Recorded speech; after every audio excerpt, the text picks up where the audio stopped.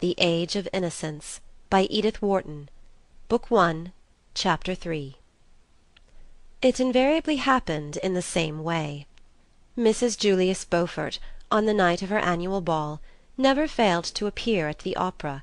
Indeed, she always gave her ball on an opera night, in order to emphasize her complete superiority to household cares, and her possession of a staff of servants competent to organize every detail of the entertainment in her absence.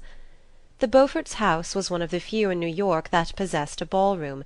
It antedated even Mrs. Manson Mingott's and the Headley Chiverses, and at a time when it was beginning to be thought provincial to put a crash over the drawing-room floor and move the furniture upstairs, the possession of a ballroom that was used for no other purpose, and left for 364 days of the year to shuttered darkness, with its gilt chairs stacked in a corner and its chandelier in a bag, this undoubted superiority was felt to compensate for whatever was regrettable in the Beaufort past.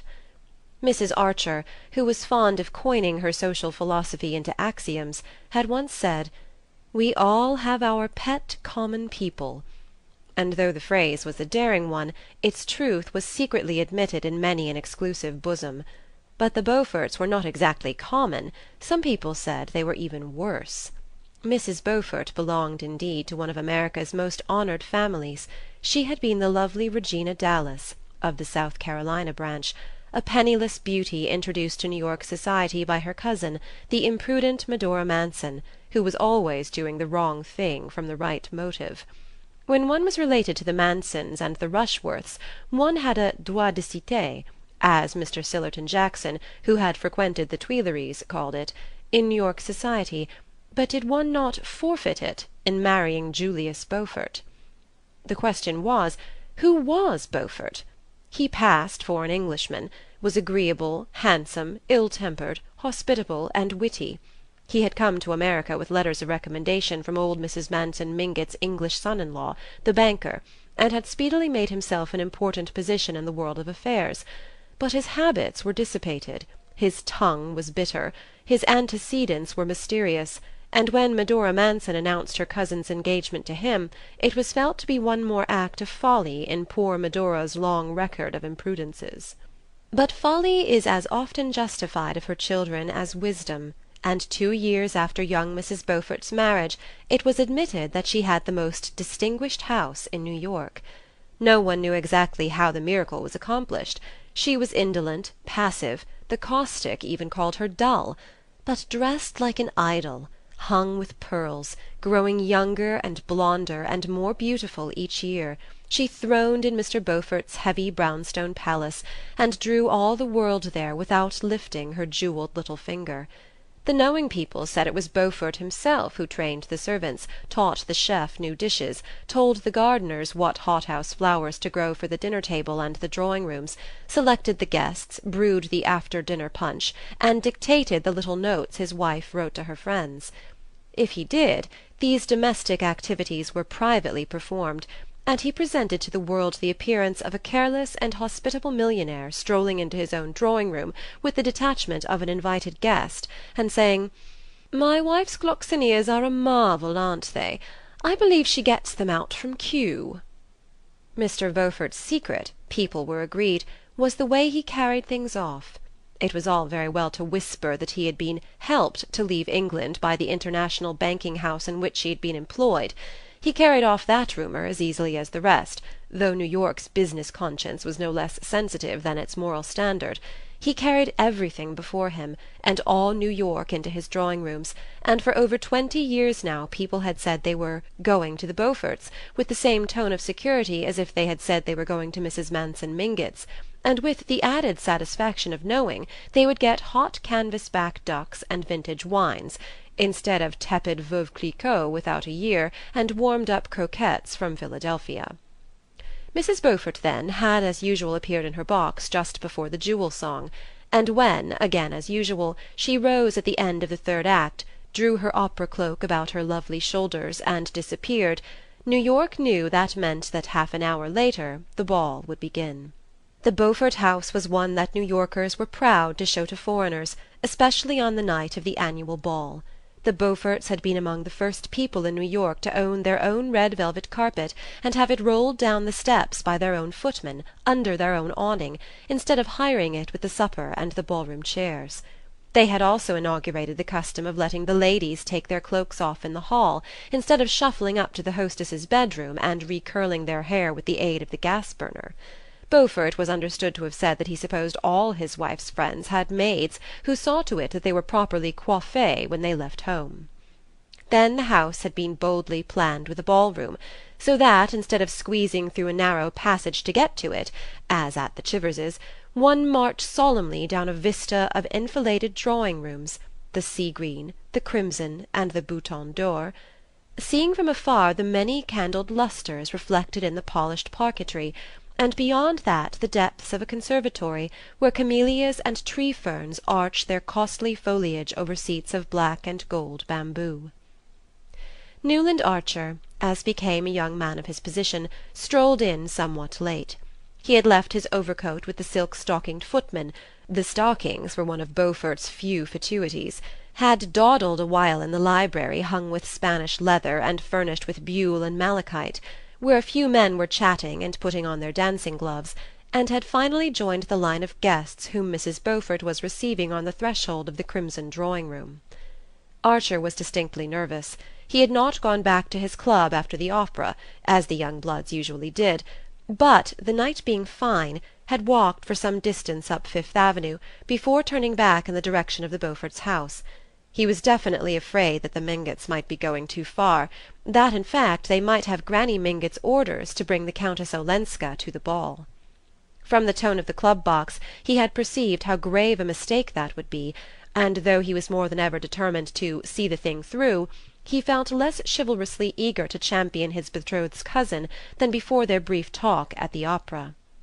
Wandering on to the bouton d'or drawing-room, where Beaufort had had the audacity to hang Love Victorious, the much-discussed nude of Bouguereau, Archer found Mrs. Welland and her daughter standing near the ballroom door. Couples were already gliding over the floor beyond. The light of the wax candles fell on revolving tulle skirts, on girlish heads wreathed with modest blossoms, on the dashing aigrettes and ornaments of the young married women's coiffure, and on the glitter of highly glazed shirt-fronts and fresh glacé gloves. Miss Welland, evidently about to join the dancers, hung on the threshold, her lilies-of-the-valley in her hand. She carried no other bouquet, her face a little pale, her eyes burning with a candid excitement. A group of young men and girls were gathered about her, and there was much hand-clasping, laughing, and pleasantry, on which Mrs. Welland, standing slightly apart, shed the beam of a qualified approval. It was evident that Miss Welland was in the act of announcing her engagement, while her mother affected the air of parental reluctance considered suitable to the occasion. Archer paused a moment. It was at his express wish that the announcement had been made, and yet it was not thus that he would have wished to have his happiness known. To proclaim it in the heat and noise of a crowded ballroom was to rob it of the fine bloom of privacy which should belong to things nearest the heart. His joy was so deep that this blurring of the surface left its essence untouched, but he would have liked to keep the surface pure too. It was something of a satisfaction to find that May Welland shared this feeling. Her eyes fled to his beseechingly, and their look said, "Remember, we're doing this because it's right." No appeal could have found a more immediate response in Archer's breast, but he wished that the necessity of their action had been represented by some ideal reason, and not simply by poor Ellen Olenska. The group about Miss Welland made way for him with significant smiles, and after taking his share of the felicitations he drew his betrothed into the middle of the ballroom floor and put his arm about her waist. "Now we shan't have to talk," he said, smiling into her candid eyes, as they floated away on the soft waves of the blue Danube. She made no answer. Her lips trembled into a smile, but the eyes remained distant and serious, as if bent on some ineffable vision. "Dear," Archer whispered, pressing her to him. It was borne in on him that the first hours of being engaged, even if spent in a ballroom, had in them something grave and sacramental. What a new life it was going to be, with this whiteness, radiance, goodness at one's side. The dance over, the two, as became an affianced couple, wandered into the conservatory, and sitting behind a tall screen of tree-ferns and camellias, Newland pressed her gloved hand to his lips. "You see I did as you asked me to," she said. "Yes, I couldn't wait," he answered, smiling. After a moment he added, "Only I wish it hadn't had to be at a ball." "Yes, I know." She met his glance comprehendingly. "But after all, even here we're alone together, aren't we?" "Oh, dearest, always!" Archer cried. Evidently she was always going to understand, she was always going to say the right thing. The discovery made the cup of his bliss overflow, and he went on gaily: "The worst of it is that I want to kiss you, and I can't." As he spoke he took a swift glance about the conservatory, assured himself of their momentary privacy, and catching her to him, laid a fugitive pressure on her lips. To counteract the audacity of this proceeding he led her to a bamboo sofa in a less secluded part of the conservatory, and sitting down beside her, broke a lily of the valley from her bouquet. She sat silent, and the world lay like a sunlit valley at their feet. "Did you tell my cousin Ellen?" she asked presently, as if she spoke through a dream. He roused himself, and remembered that he had not done so. Some invisible repugnance to speak of such things to the strange foreign woman had checked the words on his lips. "No, I hadn't the chance after all," he said, fibbing hastily. "Ah!" She looked disappointed, but gently resolved on gaining her point. "You must, then, for I didn't either, and I shouldn't like her to think—" "Of course not. But aren't you, after all, the person to do it?" She pondered on this. "If I'd done it at the right time, yes. But now that there's been a delay I think you must explain that I'd asked you to tell her at the opera before our speaking about it to everybody here. Otherwise she might think I had forgotten her. You see, she's one of the family, and she's been away so long that she's rather sensitive." Archer looked at her glowingly. "Dear and great angel! Of course I'll tell her." He glanced a trifle apprehensively toward the crowded ballroom. "But I haven't seen her yet. Has she come?" "No, at the last minute she decided not to." "At the last minute?" he echoed, betraying his surprise that she should ever have considered the alternative possible. "Yes, she's awfully fond of dancing," the young girl answered simply. "But suddenly she made up her mind that her dress wasn't smart enough for a ball, though we thought it so lovely, and so my aunt had to take her home." "Oh, well," said Archer, with happy indifference. Nothing about his betrothed pleased him more than her resolute determination to carry to its utmost limit that ritual of ignoring the unpleasant in which they had both been brought up. "She knows as well as I do," he reflected, "the real reason of her cousin's staying away, but I shall never let her see by the least sign that I am conscious of there being a shadow of a shade on poor Ellen Olenska's reputation." End of chapter 3.